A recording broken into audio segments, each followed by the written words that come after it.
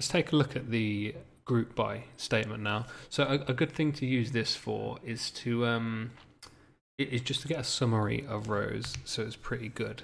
So as we can see here, we've just got our normal table here. But let's do a select and a group by here. So what we've got here, I'm just selecting the country from this column here in the customer overview. And then what I wanted to see is I want to see what the max total spend is by country. So basically what it's going to do here is because USA, there's 2 records here for USA. So their max spend they've ever done is this bottom record here. And you can see it's brought that back as well. The UK, the max we've got here, 467. Yeah, 467.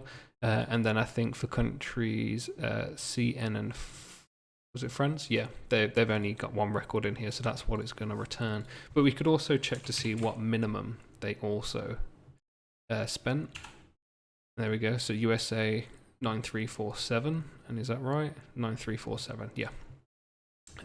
So there are other functions we can use as well with the group by, but usually you would group by